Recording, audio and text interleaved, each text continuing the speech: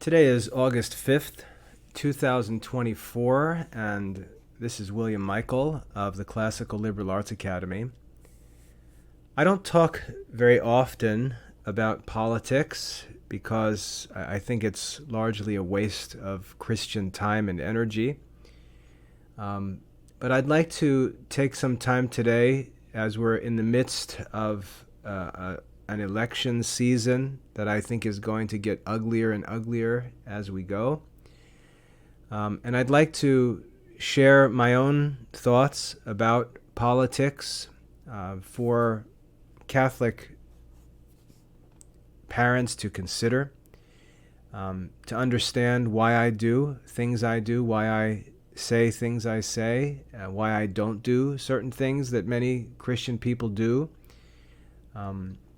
I'd just like it to be clear, and I'd like to offer some hope and some encouragement for Christians who really may be feeling overwhelmed by the apparent trajectory of modern society. The assumption that runs through all modern political discussion is that democracy is a good thing. The value of democracy is taken for granted in most discussions about international politics, about domestic politics. We talk about democracy as if it's something that's been in existence from the beginning of time. We talk about it as if it's something natural and necessary. We assume that it's good. Why? Because it's the form of government in our country. And I understand the distinctions that are made between pure democracy and constitutional democracy or republicanism. I understand those distinctions. But just because our country in America has government divided into three branches doesn't mean it's ultimately not really just a democracy. Congress is elected by democratic votes. The Supreme Court justices are appointed by democratically elected presidents, and they're confirmed by democratically elected senators and assemblymen. So if we zoom out and look, even though our government has checks and balances and different branches, it's still largely, it's just a complicated democracy. And different aspects of the population are used to create those checks and balances. They're not real checks and balances. They're just, again, assumed differences. For example, when we elect a president, we actually elect a president not by the popular vote, not by the will of the people, but by the votes of the electoral colleges, which take into account a number of different considerations. First of all, our federal government respects the reality that America was originally a nation made up of independent states. And so the will of the states is respected in federal elections, presidential elections. It's not just a popular vote. So when you turn on the news and hear all the numbers about the polls and presidential polling and things like that, you hear Trump's up 2%, Kamala Harris is up 3%, it's really irrelevant because the president is not elected by popular vote. It comes down to what states actually do, and the electoral votes that are gathered by a candidate depend on which states are won. It's not a popular vote. In 2016, for example, Donald Trump was elected president and Hillary Clinton won the popular vote by like 3 million votes. So the presidential election is not a popular vote. It's not a pure democracy. And that's because of our history, that we started out as a nation of states that organized to form a constitution and create a federal government that maintained respect for those states. And there are many in American politics, especially on the Democratic side, because they usually win, the Democrats usually win the popular vote, who would like to do away with the Electoral College, but there are obviously deeply rooted origins for that arrangement, which has to do with the independence of states. But anyway, as we look at this election season, it's just going to get uglier and uglier, and one of the dangers I find is that when political circumstances get uglier, Christians seem to lower the bar and go where society goes, and they begin to justify non-Christian behavior by appealing to necessity because of the political circumstances. So if our opponents politically begin to, let's say, use foul language, and we find that it's rhetorically effective and attracts young voters, we start to use foul language. If we find that doing this or that increases our polling results, we agree to do this or that, even if it's morally objectionable. And this is a real ugly problem in modern Christianity. We're constantly allowing the bar of moral behavior and of theological accuracy, philosophical accuracy, and so on. We're allowing these noble things to be abandoned in the name of politics, in the name of political expediency, what's necessary to win elections. And this creates all kinds of problems for Christian people. And when we're so short-sighted and shallow-minded that we're ready to basically jettison everything off the Christian ship that doesn't lead to political success, we really end up undermining our Christian identity. And I think we come to a point where we've got to choose whether we're going to continue to fight for control of the state or whether we're going to retain control of our Christian heritage. And I don't believe, no matter what anyone says, I don't believe that political victories are so important that it would be better to live without faithful Christianity in order to have a few political successes, even if that political success means an issue like abortion. I don't believe it's right to abandon Christianity and true philosophy so that we can win on abortion legislation, on any legislation. I think we've got to keep church and state, or keep religion and politics separate, because if we have to choose one or the other, we need to choose religion. We need to choose the church. And if the state is destined to crash and burn, we've got to let it run its course, not go down with it, trying to control what is ultimately headed to destruction. Now, when we think about democracy as a concept, we've got to realize that democracy was not invented by Catholics.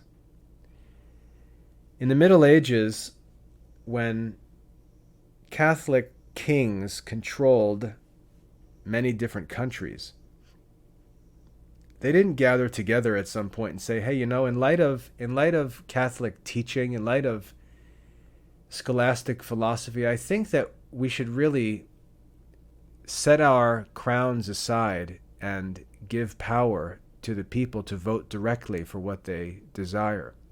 That was never a Catholic idea. It was a Protestant idea.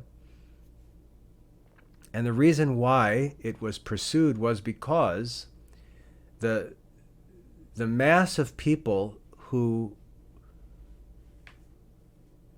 felt that they were not represented by the people in charge came to become such a great quantity that they began to realize that if they would gather together and fight, they could overthrow the existing governments.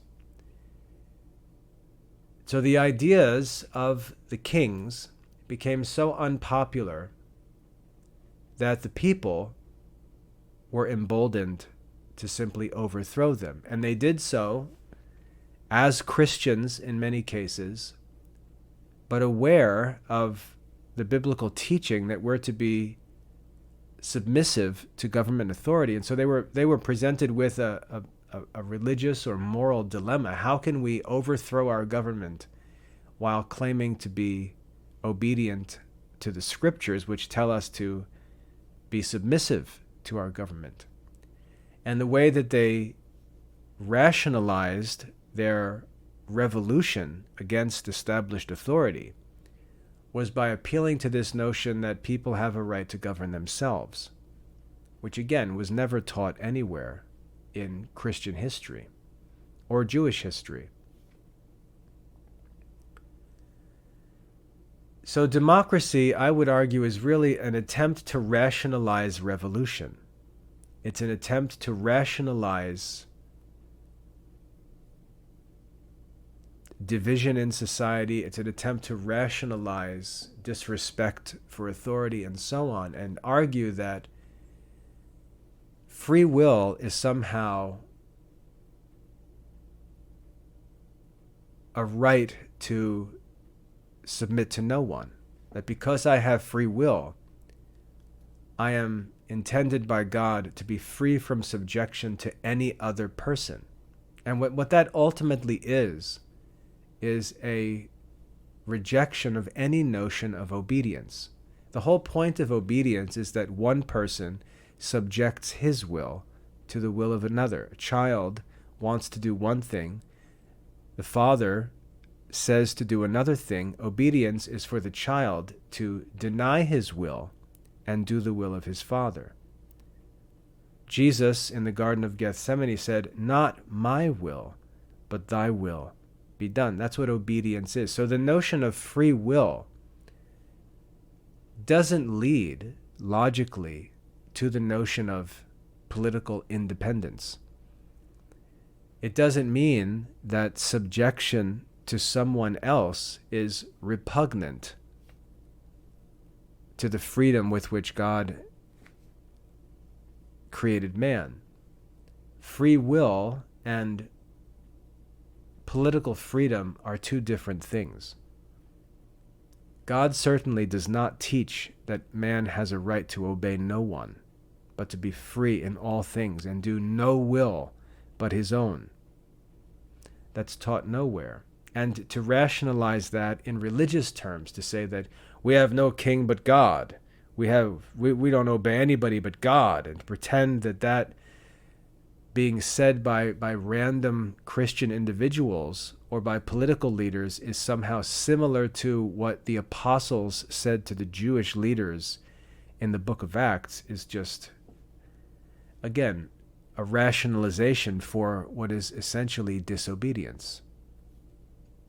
So we've got this problem in our national history where our nation was founded by a public rebellion against a Christian monarch.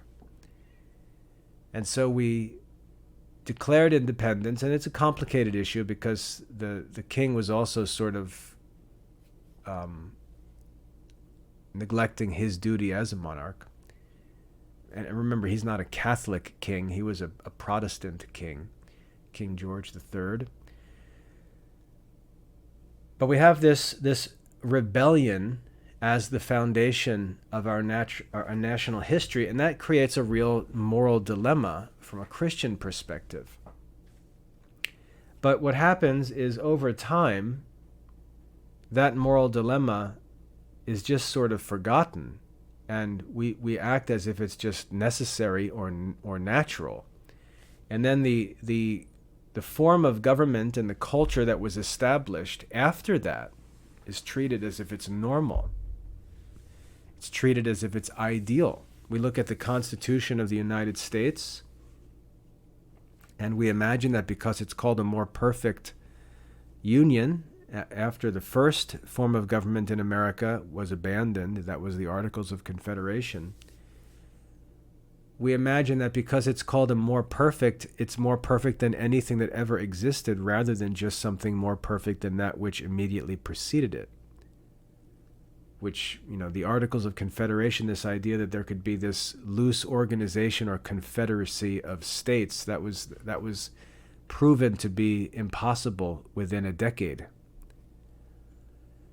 So we moved to the modern, the Constitution, with the division of the branches of government, and that was ratified in 1788 and 1789. And since then, we've acted as Americans as if this is just the best thing ever imagined, that this Republican government, this democratic constitution that gives freedom to all men, is just the best idea ever. And we can give all of our reasons, and when we do so, we're just usually repeating the arguments that were made by Thomas Paine in his work Common Sense back at the time of the Revolution. We can make these arguments, but the question is, do they really hold up? Do these arguments for democracy really hold up? And we've got two different things to consider. We've got a question of theoretical government on paper. And remember, it's funny to learn that the U.S. Constitution was one of the first governments ever established on paper. Our country is ruled by a document. It's theoretical. Whereas throughout history, the government was established in a person who actually sat on a throne and exercised real power and influence. So the whole idea of this constitutional or paper democracy is theoretical. And the Founding Fathers acknowledged that. We can go back and find all kinds of quotes from the Founding Fathers who explain that we're basically taking for granted that men will have this residual Christian culture in their hearts and minds. That there will be this sort of silent acceptance of Christian principles. Whether the citizens are Christians or not, they still will be Christian-ish in their assumptions. And if that's the case, then this government could work. But if that's not the case, then this is not realistic. There's a book that was written recently by a professor at Harvard named Steven Pinker on the moral problem, the modern problem where we've rejected the doctrine of original sin. We've denied human nature in this modern paper government, this theoretical government. It's actually founded on a false teaching concerning human nature. So we assume when we promote democracy, we assume that man is good. We assume that if men are allowed to do their own will, that the end result will be good. If the majority of men are allowed to decide what gets done, that result will be good. And in light of Christian teaching, nothing could be further from the truth. Man is evil. Jesus could look at his audience and say, if you, being evil, give good gifts to your children, and so on. Men are evil. That's the whole foundation of the gospel. The first thing we need to understand is that God made man upright, but man sought out many schemes, as the scripture says. Man is evil. And man left to himself does evil. And so a country left to itself, left to the people, where whatever the majority of people decide becomes the law, will progressively worsen over time. And that initial assumption that people will continue to live according to Christian principles, continue to think according to Christian principles, even when they're no longer Christians or when they're coming from non-Christian societies, and that the democratic state will continue to accept and follow Christian principles is simply imprudent. And so for 250 or so years, we have lived in America as a largely European country, a melting pot of different European cultures, but European.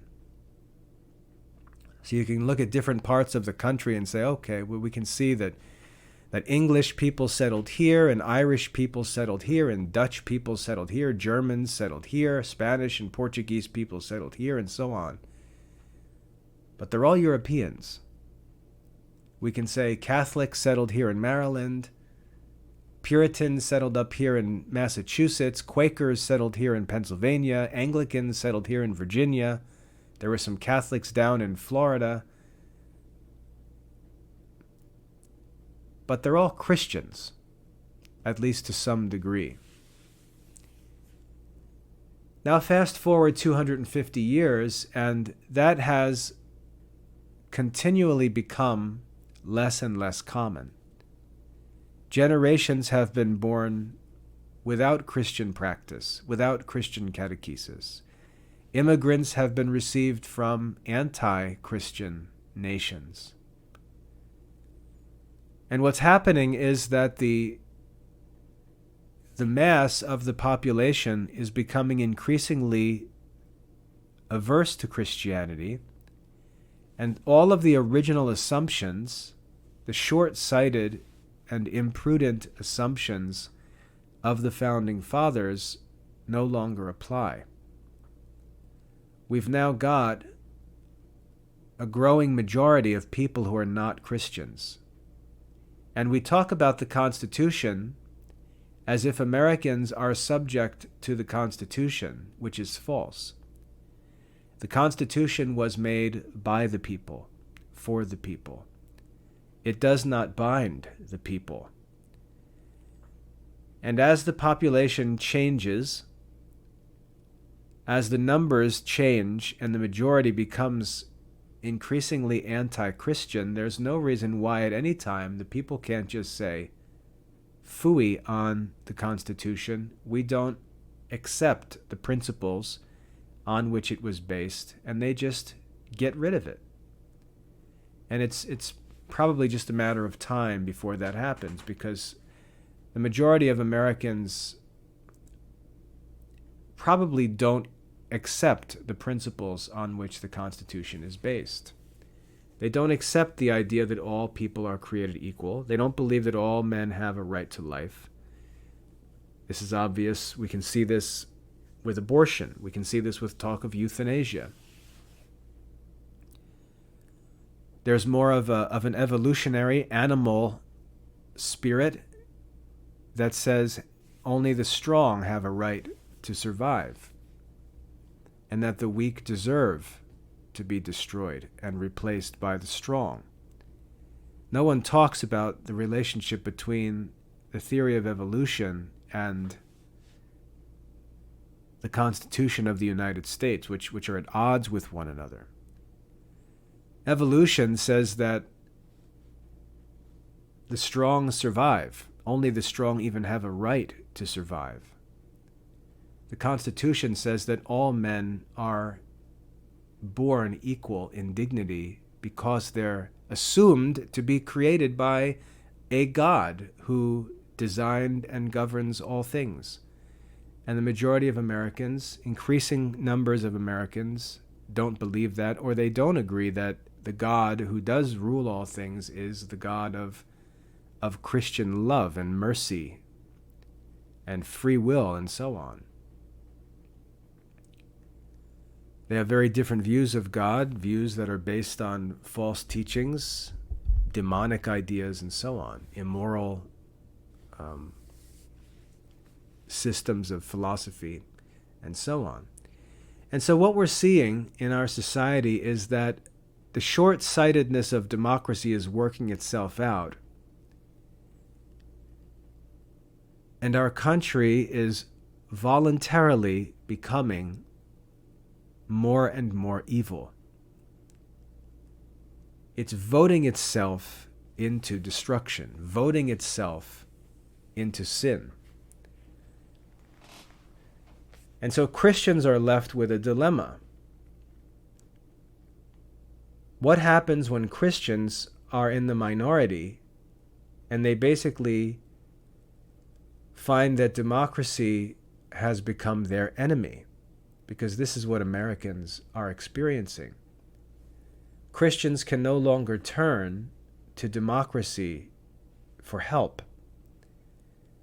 And we find Christians complaining about this. Christians are increasingly opposed to the principles of democracy simply because it doesn't work in their favor anymore.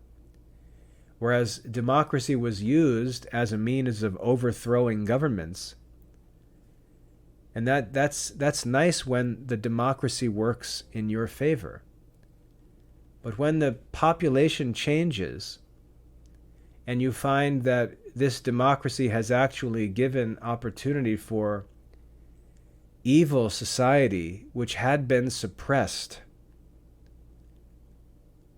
by non-democratic societies of the past, that these suppressed groups and ideas are now allowed to come back to life, as it were, and spread uncontrollably. We're left to realize that democracy is now suddenly our enemy, and there's no way to stop it. And this thing is running out of control. And we've given away all of the controls that our Christian ancestors worked to gain. And so we've got a real dilemma. And so many Christians believe that the end justifies the means, and so they say whatever it takes to win democratic elections, that's what we've got to do. We've got to vote for whatever candidate favors our side of the issue, even if that means voting in all kinds of ugly things that we don't support. We have to settle for the lesser of two evils. Now, what's interesting about this argument of settling for the lesser of two evils is when we look at the population, the Christian population in America, it's sufficient to win every election. If we look at let's say the Catholic population, and this is not a voting population because it includes children, but the Catholic population is over 70 million people. When you look at the presidential election, you'll see that the candidate who wins currently gets around 80 million votes. So when we consider that the Catholic population alone is 70 million, and again, that's not a voting population, that's the whole Catholic population. But still, it's such a significant number. Let's say that 2/3 of that population, let's say 40 million, is a voting population. That's still one of the largest voting blocks in our country. And so why would a group with such great influence, a group of, again, this is just estimated, 40 million voting age Americans, why would they be settling for the lesser of two evils? And as we look, we find, oh, well, there's problems with this voting bloc. They're actually divided against each other on all kinds of issues. And so even though that there are 40 million Catholics, they're not all on the same side. They're actually neutralizing each other when it comes to voting, and they cancel much of their community out. And so that potential benefit is lost by division in the community. And then when we move from the Catholic community to the non-Catholic Christian community, we should say, well, if there's 40 million voting Catholics, there may be an equal number of voting non-Catholic Christians, and that would be enough to win an election. But we find they don't agree. They're not on the same side politically, on and on. And so we don't have that advantage. And so because of these divisions, even among Christian communities, we end up having no advantage politically in a democratic society. We neutralize each other and basically make the Christian voting population impotent. So that's a problem within our own community that affects outcomes in democratic elections, and Christians then go into some sort of despair mode, desperation mode, emergency mode, and they say, well, since we can't have what we actually want, we need to accept good enough, even if it means accepting and approving policies that we think are evil. We need to choose the lesser of the two evils. And so in the current election, we've got to choose between Kamala Harris and Donald Trump. And so we've got to engage, jump onto one of these two-party platforms and fight for our chosen candidate, even though we're accepting all kinds of problems for the sake of a party. This is called party politics. Now, what's amazing is to watch Christians try to argue politically against each other, or against their opponents, I should say. It's amazing to watch Christians argue politically because they cannot stop contradicting themselves. If they decide that they're voting against Kamala Harris, they will begin criticizing her background, criticizing her moral life, criticizing her voting record, her record in offices that she's held, and so on. And they'll present all of these criticisms of the candidate that they oppose. And yet most of the criticisms that they raise against the opposing candidate are also true of the candidate they support. This past week, the news was that Kamala Harris's husband committed adultery and had an affair in his past. And so they're not a moral couple, or that Kamala Harris has had relationships with other men, married men, in her background. And so they're going to raise this moral argument against Kamala Harris. And the supporters of Harris hear these arguments coming from supporters of Donald Trump, and they respond and say, "Are you kidding us? Your candidate is Donald Trump. You're going to make personal attacks against Kamala Harris when your candidate is Donald Trump?" And you can see that this self-destruction politically is unavoidable. You can't raise an argument against the opponent when your candidate has just as many problems. And yet this is what we find Christians doing.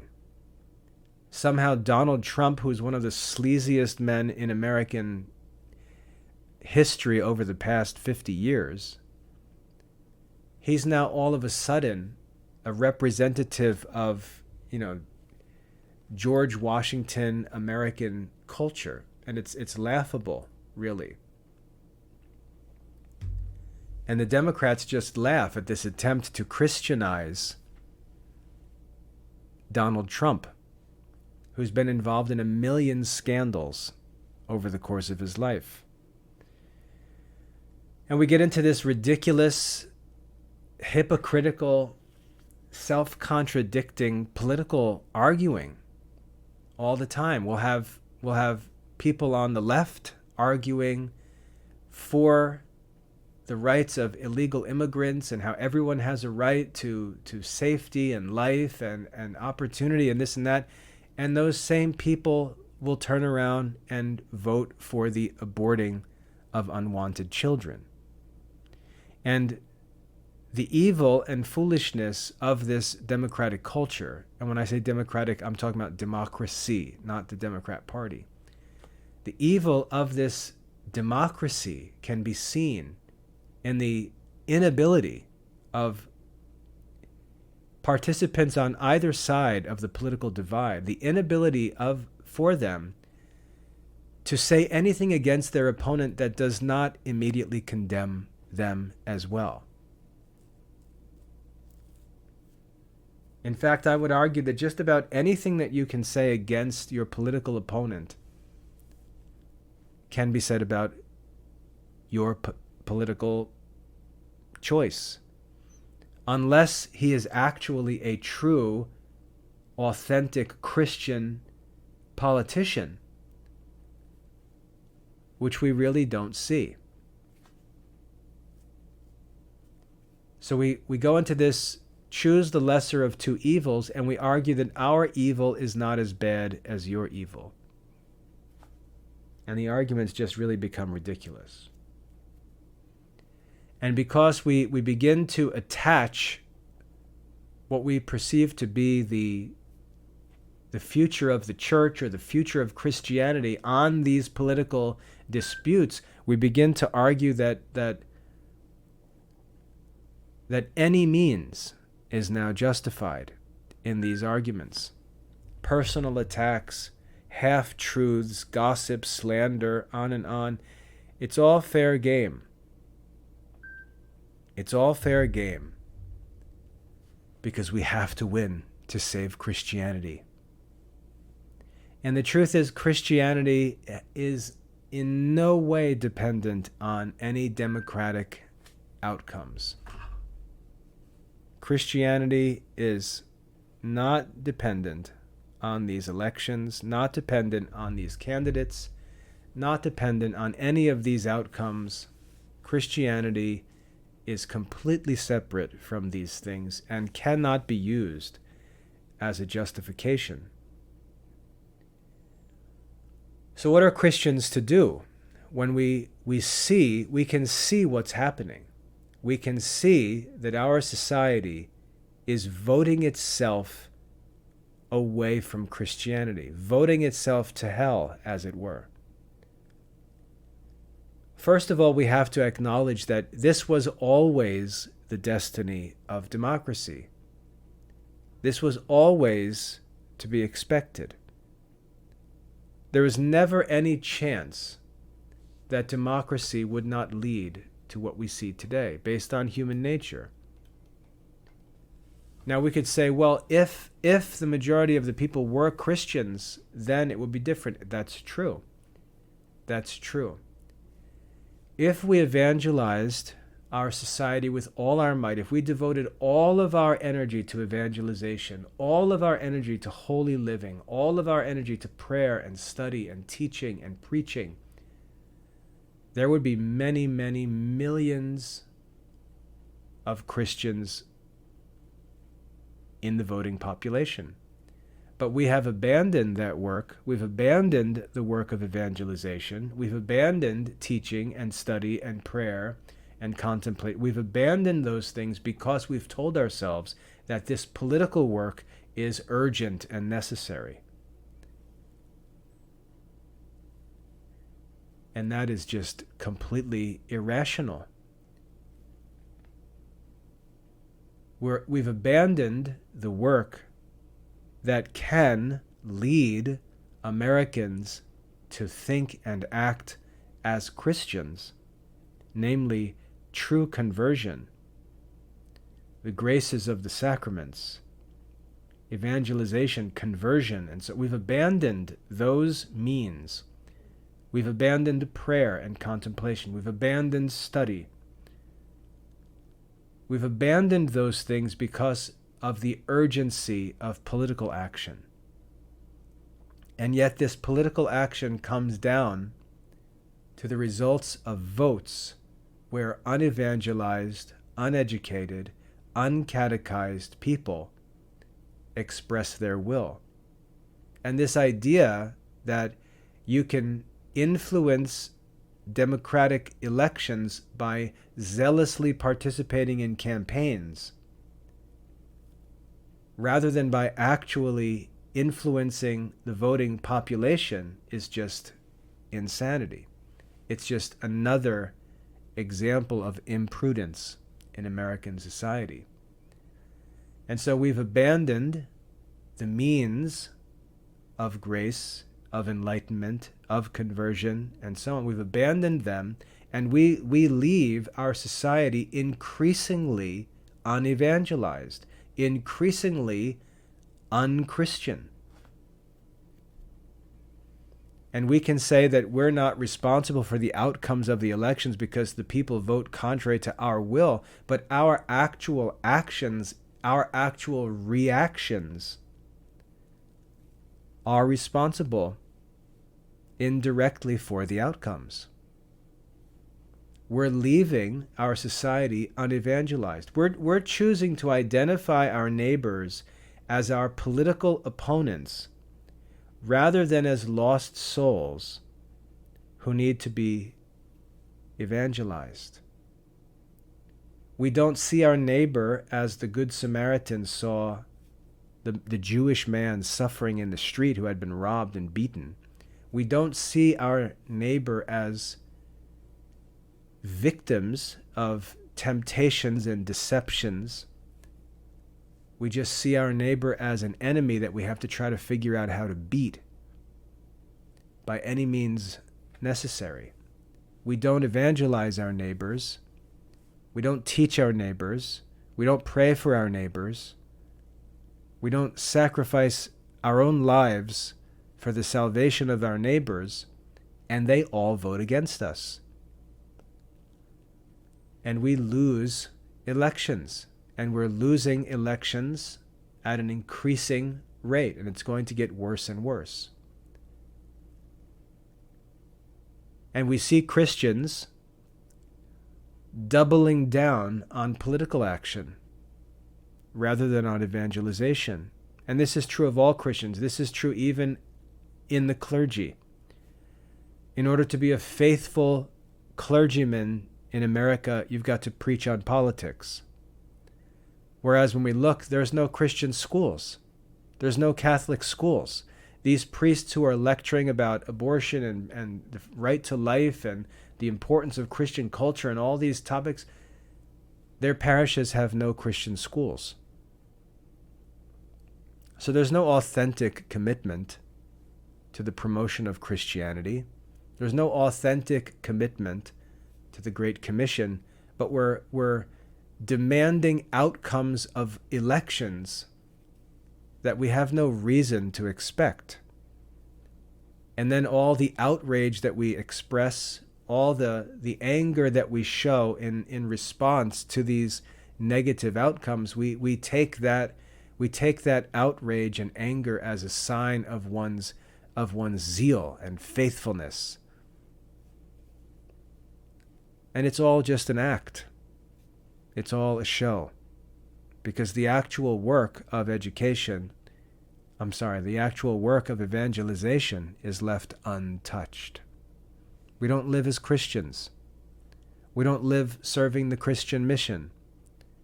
And consequently, our country is taken over by unevangelized voting men and women. The outcome is to be expected, and we deserve the outcome because we've neglected our actual mission in the world, which is not to fight for control of America's public resources, but to set our minds, to set our treasure in heaven, as Jesus taught us, because where your treasure is, there your heart will be also.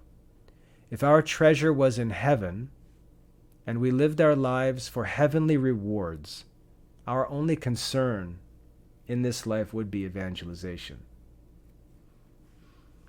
And if we successfully evangelized our neighbors, we would also successfully influence elections, because Christians would be voting. We wouldn't be fighting with our opponents. We wouldn't be fighting with non-Christians. We would be evangelizing and praying for non-Christians, and the results would change as people became Christians.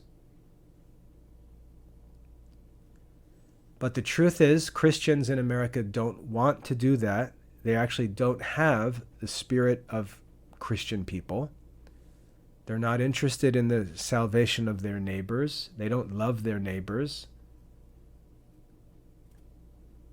And so rather than working for the eternal happiness and salvation of their neighbors, they choose to fight against their neighbors, to treat them as enemies, to talk about them as enemies. And they still lose, because when they choose to fight against their enemies, this is the real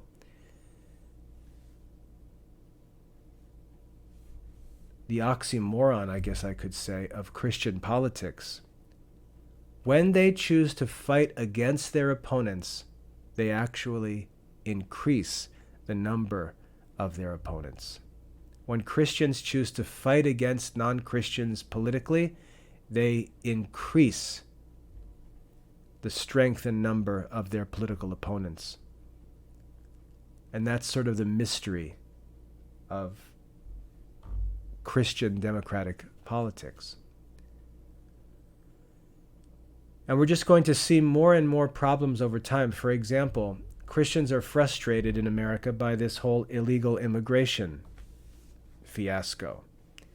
And they look at it, and it's so obvious that this is evil. Why in the world would people from one country be allowed to freely cross the borders into another country illegally? What's the point of even having any laws if the laws don't need to be enforced? We look at this and we say, obviously there's something wrong. Obviously this is nuts. Obviously this is not God's will. So why is it happening? Well, that's very easy. That's very easy because of democracy. That's why that's happening. Because the party of injustice can simply break the laws, ignore the laws, change the policies, and look at the minority with all of their moral arguments and say, who cares about your moral arguments? That's not how our country works. Our country works by numbers, not by morals. It's not based on scientific arguments, who's got the truth and who's wrong. It's based on the will of the people, dummies. And so all we need are more people who vote according to our will, and that will become the law of the land. So it makes no sense to shake the Constitution at politicians when the politicians know that we can change, we can even get rid of that Constitution if we want to. Because this is government of the people. And the reason why the Christians are all angry is because the people are no longer Christian people. And so now the Christians want to tell all the non-Christian Americans that they must abide by the Constitution. And the people can look at the Christians and say, no, we don't. We don't need to abide by the Constitution any more than the people who made the Constitution abided by the Articles of Confederation or by the rule of the King of England. This is a country where the people decide what to do. And if the people want to allow immigrants to enter the country contrary to existing laws, nobody's going to do anything to stop them. And when those immigrants are all welcomed in, and then when the voting public decides to give them all citizenship, they just all immediately become voters, and that's the end of the discussion. And that's what's going to happen. So we see this with illegal immigration. There's no need for anyone to obey any laws. The laws are ultimately established by the people, and they can be changed. And the first step in changing the laws is to just ignore them. And who made that possible? the Christians who introduced democracy as a form of government. And so now we see things that are even more upsetting. We see things like in England right now, in the UK, not just England. We see, and really all through Europe, we see Muslim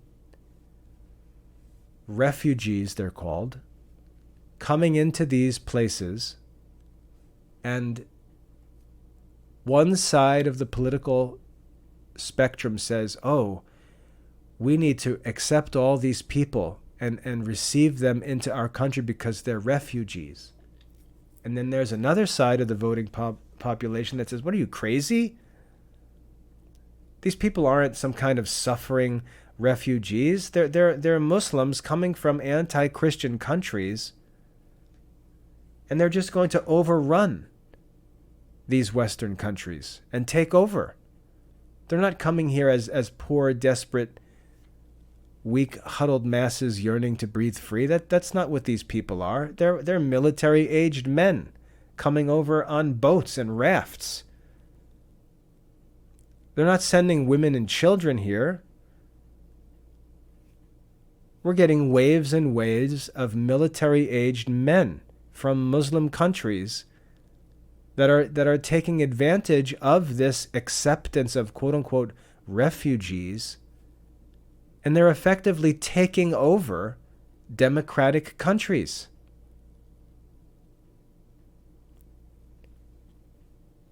And yet, this objection is met with a response from the other side, which says, oh no, but we've got to think about social justice.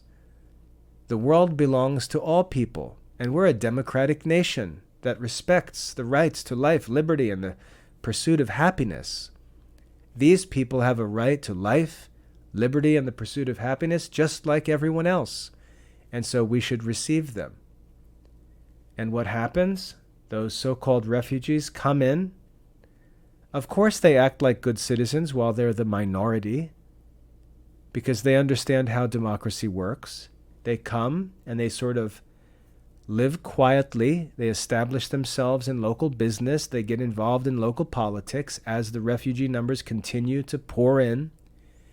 And once the numbers begin to shift in favor of their group, they take full use of this democratic system to vote themselves into control.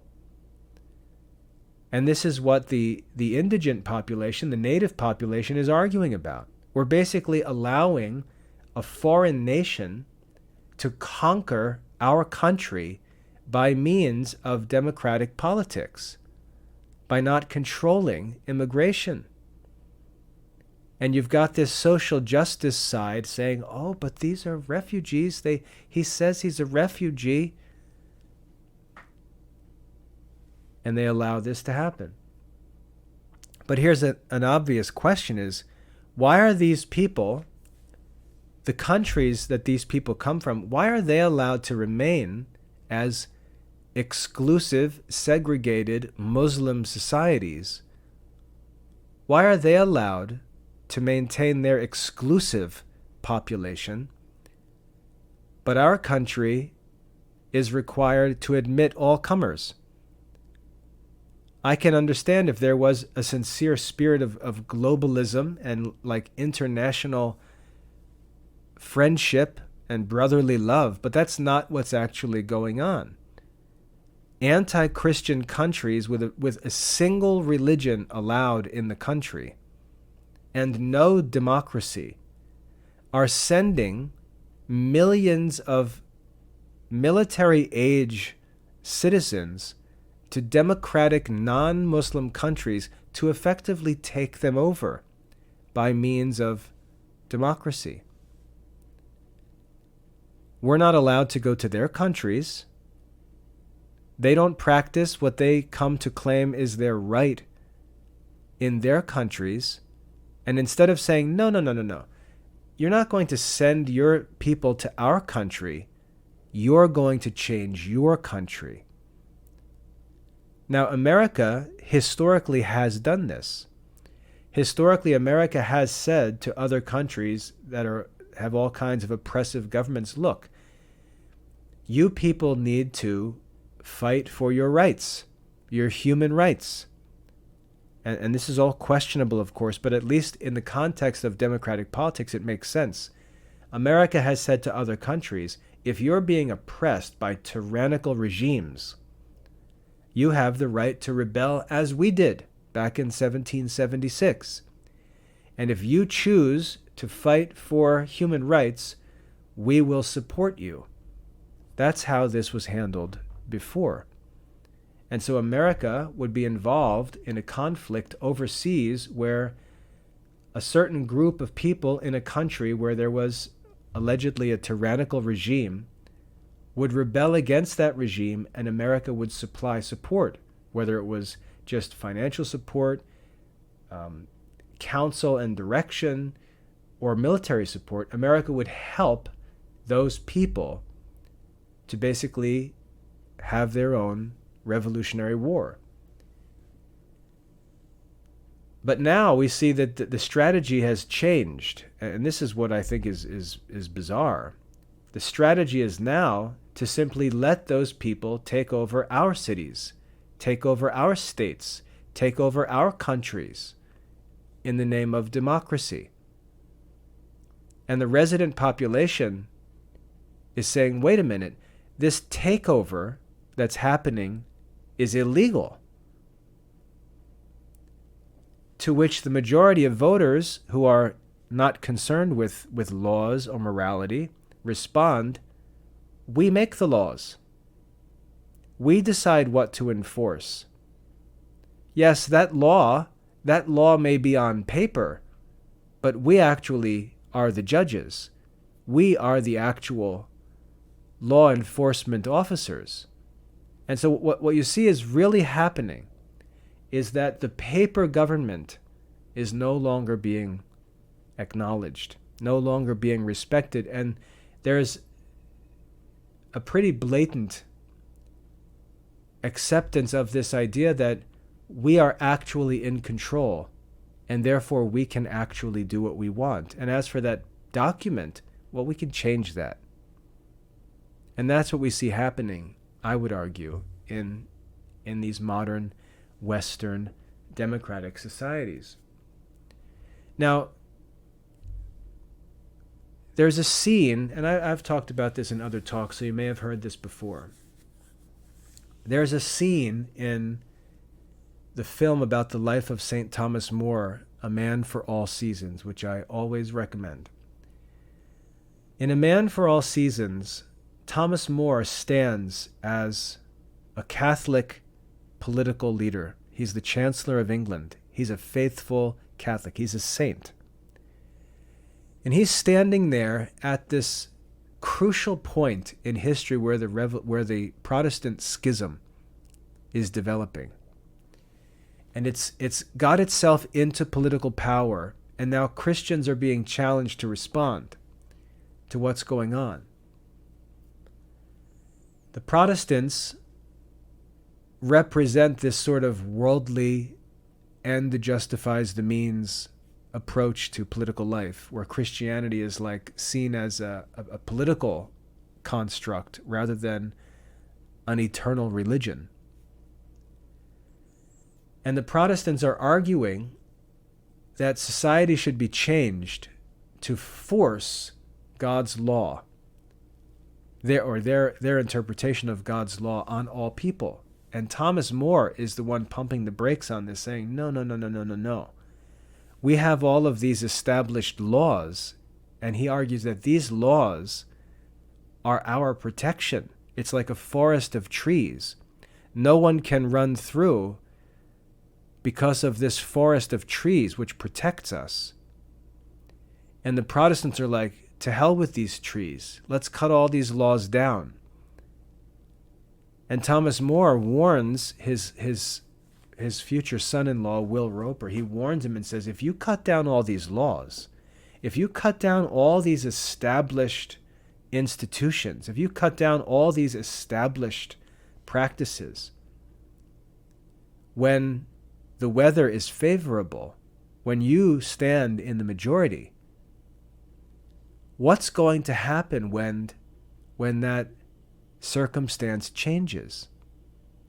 And all of a sudden you find yourself no longer the majority. What's going to happen when that wind, as it were, turns against you, and there are now no more any trees to protect you? And Thomas More explains that these trees need to be respected because they're the sources of the safety of Christians. And yet the Protestants cut them all down. And so what we're seeing now in modern society, we're seeing the long-term effects of anti-Catholic ideas.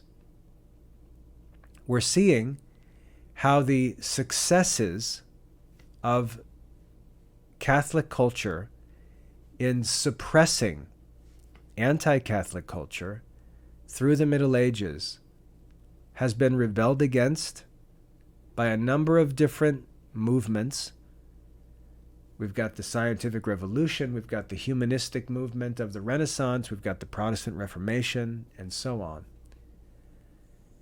But we see how those movements effectively cleared the forests of established laws and institutions. And now the winds are changing. And the good society that those foolish, disobedient, naive movements created, the changes that they created because of their false view of human nature and of God's use of established government authority and culture and institutions, they've now basically set the devil free, as it were. And there's language in the book of Revelation about the beast, about the devil being unleashed. And who knows, this could be the reality of those prophecies. I don't get into that stuff much, but I could see how it is. That the effect of Christendom has basically been undermined by these rebellions against it. And now what's happening, several hundred years after the established governments and institutions have been all abolished, and they continue to be abolished one by one. Once that happens, it's as if ancient pagan society revives and is allowed to run wild. And it's going to multiply because human nature is inclined to that evil. The population is going to become largely anti-Christian, and it's going to turn and use these democratic systems to persecute Christians. And I would argue that democracy is going to prove to become not a means of any human prosperity, but it's going to become the ultimate, the most horrific means of persecution.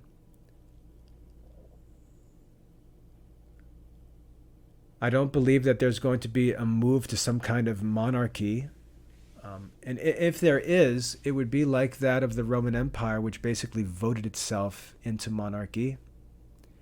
But I believe that the greatest danger, if we look at abortion, for example, and say, how could something as grotesque and evil be promoted as abortion? The answer is very simple. People are evil, and they vote for it.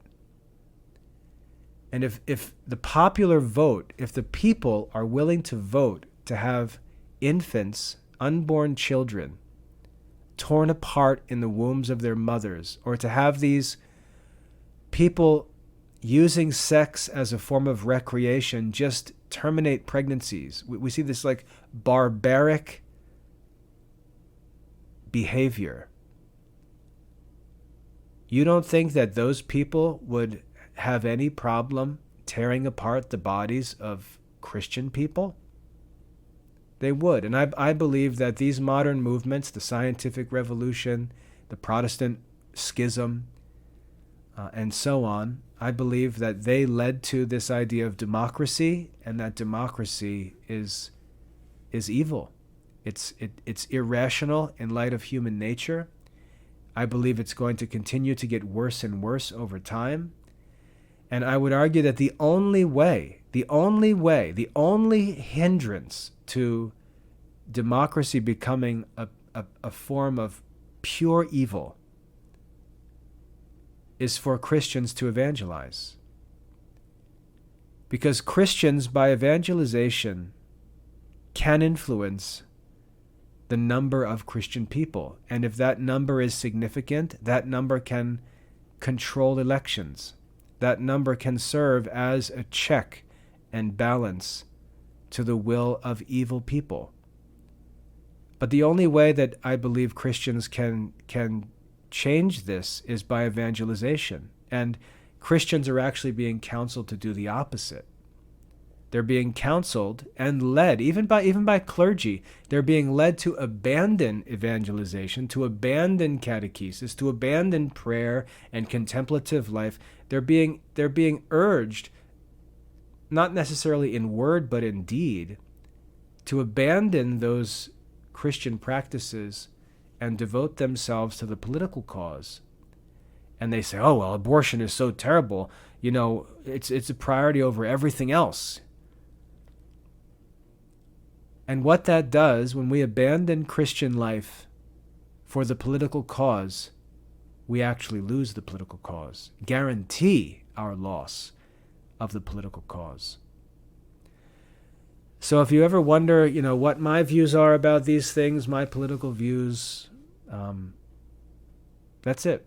That's what I see is going on. I believe it's going to get worse unless evangelization increases. I'm not optimistic that evangelization is going to increase, but I'm going to always focus on education and evangelization because it provides a positive outcome. And the degree to which that outcome is multiplied is the degree to which the Christian population can be increased, and the degree to which the Christian population is increased will affect the outcome of democratic elections. So hell is breaking loose in society. That's true. It's not just an appearance, but it's still just getting started. It's just getting started. It depends on gaining increasing majorities in democratic societies. And as that majority increases and the votes become more and more anti-Christian, strongly anti-Christian, the sense of mandate for the persecution of Christianity will become greater and greater and will become more and more popular. And that's when I think Christians are really going to face some trouble. For me, as a 50-year-old man, I don't think I'm going to have to face that. But I'm certainly glad that I'm a 50-year-old man. Anyway, those are my views on what's going on, current events, politics, and so on. I think the answer is classical Catholic education, faithful Catholic living, contemplative Catholic life, devotion to prayer and study and worship of God in the sacraments. There's no alternative. It's the only way to fix things because it is Christ's will. Go into the world and make disciples, baptize them in the name of the Father and Son and Holy Spirit, and teach them to observe all that I've commanded. That's Christ's will. If we would do that, we would enjoy the best possible circumstances in life. If we don't do that, we can expect nothing but evil. And what I think is happening is we're beginning to reap what we've sown. So those are my views. I hope that's helpful. If there's anything in there you'd like to discuss, feel free to contact me. My email address is mail@classicalliberalarts.com. God bless.